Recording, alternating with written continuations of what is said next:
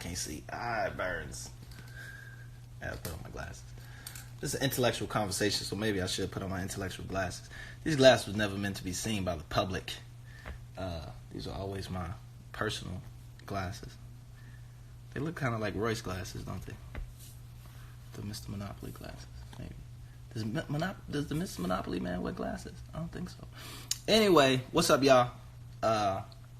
Lupe Fiasco here. Another edition of Super Facts. This Super Facts is brought to you today by Random Japanese Snacks. We got some, whatever that is, some C right there since 1955. Random Japanese Snacks. Bam. Check those out. You know, just things. Karori mate. Karori mate. Karori mate. Bam. What else we got? Ooh, look at this. Yeah, that. And others. No, but for real, today's edition of Super Facts is brought to you today by SOSA, actually, Society of Spoken Art. We will be starting our third apprentice class call out. We're on three classes. That's amazing. Shout out to all the ITs out there. But we will be starting our third apprentice class very soon. So stay tuned for that. Check SOSA Guild, at SOSA Guild, the Twitter, and societyofspokenart.org soon. But we'll let you know when that's going to start. If you're an MC, if you know of any MCs that's interested in diving deep, becoming part of an outstanding community of individuals doing amazing things in the field of rap and beyond, make sure you tap them and let them know that Society of Spoken Art, SOSA, will be starting our third apprentice class program very soon. We'd love for you or somebody you know who's willing and down to be a part of that. So stay tuned to that. Again, shout out to all the ITs and all the IRs out there in the world. So why are we on this thing right now? Shout out to Mickey Facts IT. What's up, brother? Why am I on live right now? I haven't been on live in a while. I'm on live right now because I want to talk about lists, rap lists. You know why I'm here, talking about lists. Yeah? The importance of rap lists.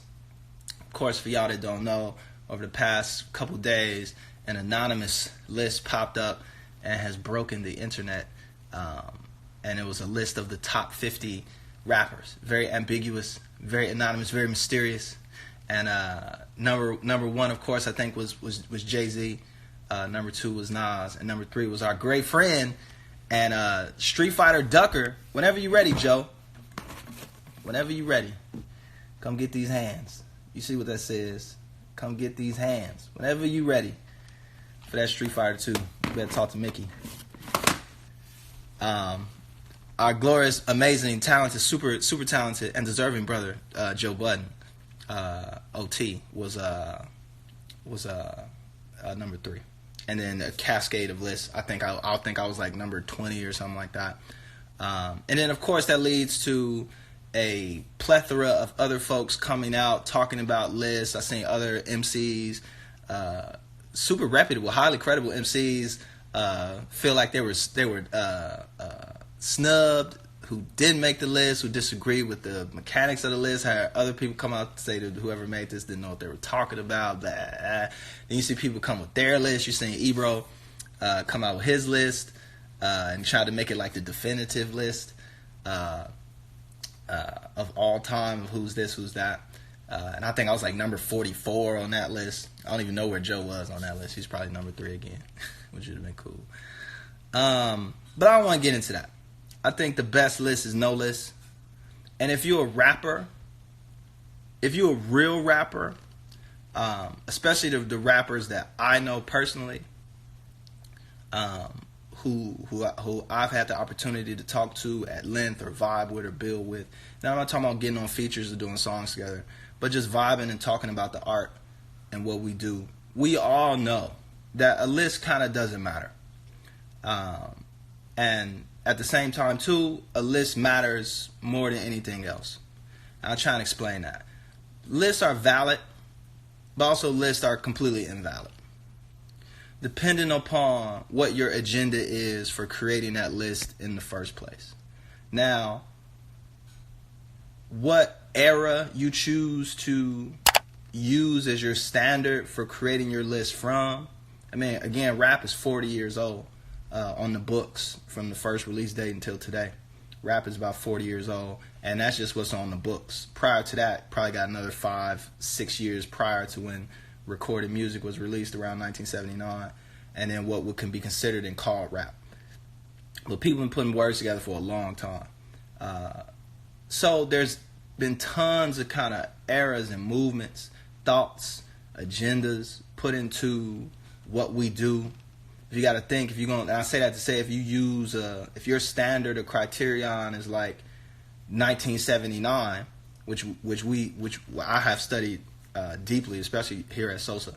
1979, you knew the criterion of what made a great rapper wasn't selling records, because when nobody's selling records. It definitely wasn't about making money, because when nobody making no money. It was more about, can you rock a party? Like, can you get up on the mic with the DJ and rock a party? And then the second one would probably be, can you put these words together and put these references together better than I can? And that would have been the criteria for 1979, right? Those two main ones. Not saying it's other ones, who can get the most girls or who can get the most boys, whatever. But it was really that. Can you get on stage and rock a party? And can you put these rhymes together a little bit better than I can? And can you battle? You know, it was battling was occurring back then. That was kind of the nature of, can you put these words together better than I can? And that was the criterion. As you go through the history of rap into the 80s, into the 90s, and as things shift, things become more commercial, rap gets put on the Billboard charts, et cetera, et cetera, et cetera, then you really get objective kind of sets and standards to say, well, who sold more records this year?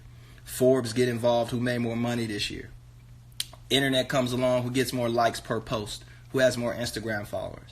And you'll see the criterion kind of change, right? So it depends on which era you're choosing to use as your standard. So if you got like a 80-year-old like Ebro putting together a list, I mean, Ebro's going to be pulling from at least maybe 30 solid years of being in the game, being program director at Hot 97, and all of the stuff he's did on the East Coast, West Coast, all that. He's going to be pulling from probably a much larger set of criteria involving all kinds of stuff, right?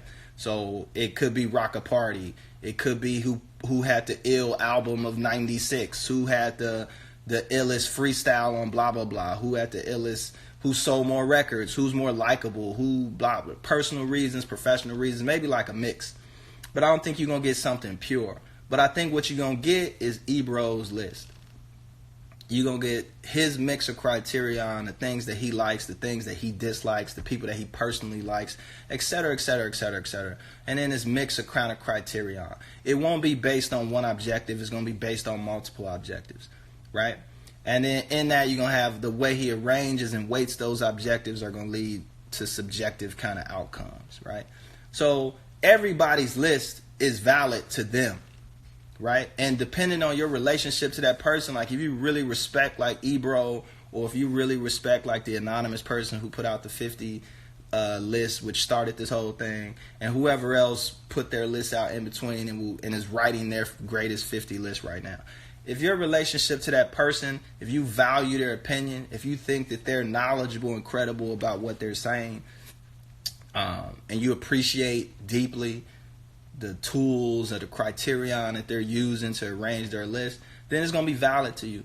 If not, if you don't really care for that person's opinion or what they do or how they move, if you're not really thinking about even if you're not really even thinking deeply about the criterion, or are they actually pulling from actual things that you can test and measure, then no, it's not going to matter to you, right? And it might be a mix. You might be cool with you might only care about the first top 20. You might not care about the bottom 30 in the 50 list. You might just care about the top 5. You might not care about the list at all. But it all depends on your relationship to that person, right? I, for one, this is just Lupe's personal opinion, just to be a little subjective and swerve from this objective super fact, is I really, honestly, when it comes to lists about skill, what is subjective or the criterion is about skill, I don't really listen to people who don't rap, right? If you're not a rapper, and I'm not talking about you've been rapping for 6 months, you got a few verses that's hot. I'm talking about rapping for like a decade solid of rapping, right? Like you got thousands of verses. If you're not on that level, when you're talking about skill, like pure technical ability and skill, then I don't really take what you say with that much seriousness, right? Now, as far as what you like or from your experiences, like this rocks in the club, and I've been going to the club for 10 years. I'm not a rapper, but I've been going to the club for 10 years, and I see this song turns the club up versus that song. And I'm not talking about just like a dance club. It could be a rap club, some underground backpack, right? If you like, look, I know that I've been going to this open mic for 10 years, and I know what I've seen dudes come in here or female MCs, women MCs come up in here and rock this mic, and I know who's actually rocking and who's not, right? I know who can come in here again, going back to 1979, who can pick this microphone up, put on any beat, and they can rock this party or rock this event for 2 hours, right? Versus somebody who can come in and not do that. They might spit some whack freestyle, or they might come in and spit some verses that they didn't pre-wrote or something like that. But it still ain't really, they don't know how to read the crowd. They don't know how to engage people. They don't know how to rock the party. And rappers who know that they can do that. And you got rappers who know that they can't do that. You got people who need a whole festival of celebration and lights and pyrotechnics and ridiculousness to really make their show, or the ability for them to rock a crowd isn't necessarily within them. It might be their DJ, right? It might be their beats, but it definitely might not be their raps, right? And we've seen that as rappers. We've seen that. So we know Busta Rhymes can get on any stage in the world, no matter where you put Busta on the list. You can put Busta on any stage in the world with a beat, with no beat, with spliff, without spliff, with his DJ, and I've seen this, with his DJ or without his DJ. Busta Rhymes will destroy and rock the party, period. White crowd, black crowd, Middle Eastern crowd, Dubai, Mexico City, Iowa City, Montreal, Tokyo, big club, small club, stadium, whatever. You put Busta Rhymes on any stage, and as long as the microphone works, he's going to destroy it. He's going to rock that party, period. Right? So there's people who can do that, who can get close to that. There's people who can't. There's people who never touch that. There's people who can't get on stage without auto-tune, right? Period. There's people who can't freestyle. Like you can't like give them the, here's 5 words that you need to rap with right now, or I'm gonna throw out topics and then you're gonna rap about them, or they can't do that, right? So rappers who know, when you give a list and they look at it, they'll say, oh man, well, that person can't do this, or that person can't do this, and I know that from experience. So this person is really good at doing that, but that person's not really good at doing this. So you might have a spectator who can't rap, who notices that, who'll be in the club and see like, oh yeah, I've seen dude or this woman rock a party. They ain't sold no records. They'll never sell records. Their mixtape was trash. Their beats are garbage, right? But if you give them this microphone in this club, in this situation, in any situation, anywhere in the world, they're going to rock this party. So when it comes to that particular segment of the game, they're the best, right? Pivot from that, if you get this dude any subject matter of any type of any kind, he's going to rap about it. He's going to put puns in it. It's going to be double entendres. It's going to be the illest, elegant, most wildest thing you've ever heard. In that category, that dude is the best. Put this dude on a stage against another MC and have them battle each other in a pre-written circumstance. You know, this dude or this girl is the best, right? You put them in this environment, they're going to shine. You put that same person in the studio, nothing. There's no magic. Because they're probably built and more attuned to that particular environment in that particular area, and that's where they shine. That's where their natural abilities and their learned, nurtured abilities kind of reach their flow state, or they reach their maximum or their optimal potential is in that environment. And in that environment, that is the best. But if you pull them out of that environment, it'll be whack. Same way if you just talk about music, maybe you got certain people that are great listening to them in the car. So in the car, in a kind of private, intimate environment, when you're listening to their music, it's amazing. It has all these twists and turns. You're able to sit on it and understand it and break it down. You take that same person, that same album, you put it in the club, nothing happens, right? Because it's not meant necessarily for public participation, right? It's not meant for a bunch of people to be rocking with it and vibing with it. So in that area, it's not going to work, but it depends on what the environment is. Great rappers know their limitations. They know where they can shine. They know where they're weak. The best of the best rappers, they try and have optimal kind of like ability across as many formats as possible, as many environments as possible, right? Like I know my legitimate freestyle. I'm not talking my improvisation. I'm not talking about you pre-wrote some joints and ran up to Flex or ran up to Sway. I'm talking about you can just start rapping improvisationally off any subject matter right then, right there, put people's names in it, point people out in the crowd, so you know that it's like this is me just kind of having a stream of thought right now in the moment type situation, right? So you might have people that can like operate in that space, and rappers are trying to be like, okay, I want to have as much mastery in each of these environments as I possibly can. I want to make sure that my studio game is correct.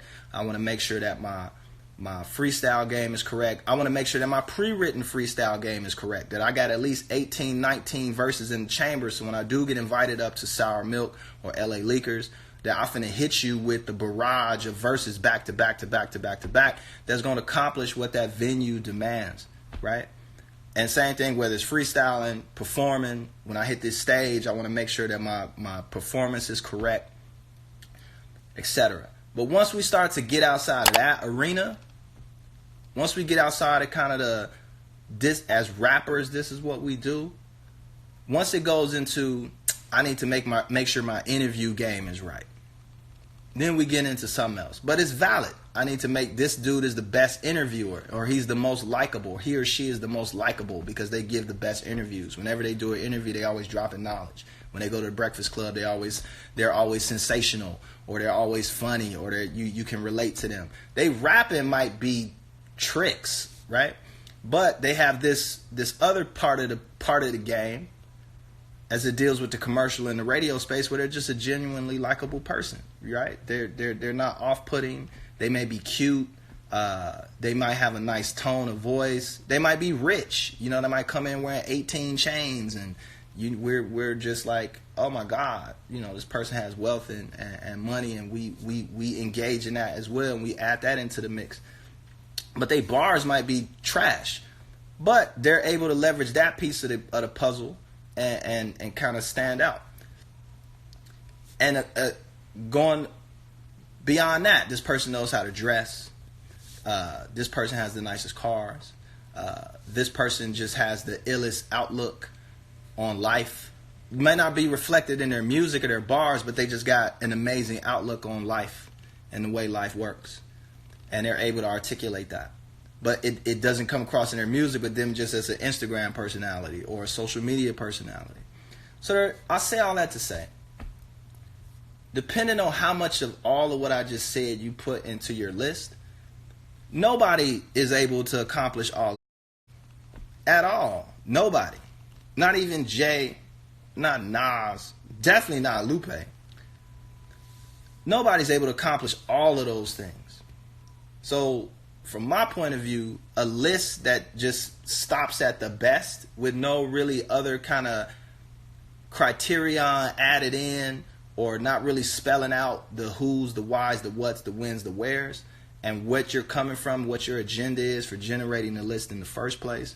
If it's just to say, I just want to have some authority, and this is where it gets a little scientific. Some people create lists, or the nature to create lists is because people want to have an authority. Also, people don't like the unknown. People love to be categorized. We like to have direction and placement. It gives us it gives us purpose. It gives us like a path in our life to be like, okay, there's a list. I want to be on that list. As long as I get on that list, then I know what I need to do in my life. It may sound crazy, but it's true. So even back in the day when you had the Roman Empire or the Greek Empire, you had gods, right? They had their multiple gods. But it was like a list. Here's Zeus is the top god, then you got this god and that god, and then people have their different gods, and they're like, well, my god is the main god, and you might have the water god, but I got the sun god. Without Apollo, ain't none of it cracking. And it was like, well, I got the water god, and without water, you're gonna be thirsty, and et cetera, et cetera, et cetera, right? And you say, well, I got Zeus. Zeus is the king of all the gods, right? Blah, blah, blah. So you've always had lists and people trying to get on a list or create a list to set up some type of authority for themselves and to be looked at as like, I am a pillar or a central kind of like authority in this particular community. I'm able to generate a list, and that list is going to be set in stone. This is who it is, and this is what it's going to be. And if you challenge them and push them on the criterion, you'll see that it'll fall apart. Like if you push Ebro on his criterion for putting his list together, I guarantee you he's not going to be able to like justify that order to the T to satisfy you. He's going to be able to speak about it and give you genuine knowledge, but it's not going to be enough to satisfy because nobody's able to do that, right? Nobody. Especially with 50 people in a certain order, nah, that's not going to happen. Maybe top 10, top 5, maybe top 3, maybe. My top 3 is very much so based on who I study as a rapper to get better in a particular area of rap. So I study Homeboy Sandman, A$AP Rock, and MF Doom. That's who I study as a rapper. I listen to other rappers, and I've said this multiple times, but that's just me. That's my professional list. My artistic list, studying to learn how to get better at what I do. That's just for bars. When it comes to performances, I might be studying Busta, right? Definitely studying Busta Rhymes. I'm studying Common. I'm studying Travis Scott. I'm studying Kanye, right? I'm studying folks who put on an amazing performance, right? When it comes to song structure, I might be studying Drake. I might be studying Migos, right? I might be studying Spice One. I might be studying Biggie. I might be studying Bone Thugs-n-Harmony for song structure. Not necessarily for bars, not necessarily for stage presence, but specifically for that area in that arena. So as a rapper, talking to other rappers, right? Keep in mind that before you get up in arms about a particular list, understand what the agenda is behind that list. Some lists are malicious. Some people create just to leave you off, to get back at you for something you probably did or something they don't like about you. That's the truth, right? Like, I'm gonna create this list and I'm just gonna not put this on it, right? And that's because I can't get at him in any other way, but I can control a certain public perception of this dude, and I'm not gonna put him on the list, or I'm gonna put him way down on the list, right? And then the flip flop, some lists are about just self promotion. People put themselves. If Joe created that list and put himself number 3, which I'm with, he could take it. Right? It's about like, I'm just here to promote myself. And it may not be a list based on any type of seriousness. It might purely just be like an advertisement within the editorial. Right? I just want to promote myself. So be careful about how you judge a list. Study it deeply about what goes into the mechanics of creating a list. Why people are creating a list are probably most important. And then what does that list mean to you? Me as a rapper, the list don't mean, to be honest. You as a rapper should designate what is important to you in this game or in this world or I hate calling it a game, in this thing we do called rap as a rapper. For me, I just wanted to get respect from my peers. Fortunately, I put in the work from the time I was about 14. I met Jay-Z when I think I was like maybe 18, maybe 19. And I put in work, like solid work, for 4 or 5 years, right? What's that? 14, 17, 3, maybe 4 years straight of just on the pen, concepts, thinking, writing, trying to master a form, et cetera, et cetera, et cetera. That when I finally met Jay and I got to rap for him, Jay was like, yo, you nice. And for me, I was done. So I was done at 19. This is prior to any albums, any mixtapes, or anything else. It was like, here's a dude that I respect, who I study, who I looked at just on bars. And this dude just said I was nice. I'm done, right? And then you get that all the way up to now. You see, shout out to Nori, shout out to Drink Champ, shout out to Nas. You see what Nas said a few weeks ago on Drink Champs, and he had said that to me before privately, but it was just like to get that type of like as a rapper selling records, you know, what a DJ got to say or a radio personality got to say or a magazine got to say. When the people that we study and look at can turn back to you and point to you and say, yo, you remind me of me, or you're doing things that I'm still trying to like accomplish, or etc. And it's not just on that front. You hear that from Busta Rhymes, you hear that from just a slew of people in the game who give you the honest respect. That should be enough for you. So you as a rapper, like, you define what is the goal for you in this space. If it's selling records, then it's selling records. And you know your list is Billboard at that point. It's not about what Jay-Z thinks about you. It's not about what Ebro thinks about you. It's not about what anonymous internet person thinks about you. It's what Billboard thinks about you, right? If it's about having the most Instagram followers, then it's about what Instagram thinks about you, right? If that's your goal. If your goal is, you know, selling tickets to shows, all this what the internet has to say, you know, what Lupe got to say, I'm trying to sell out these shows, then it's about what that box office is saying about you, right? If that box office is either saying sold out or you only sold 50 tickets, then that's your goal and that's what you need to work on.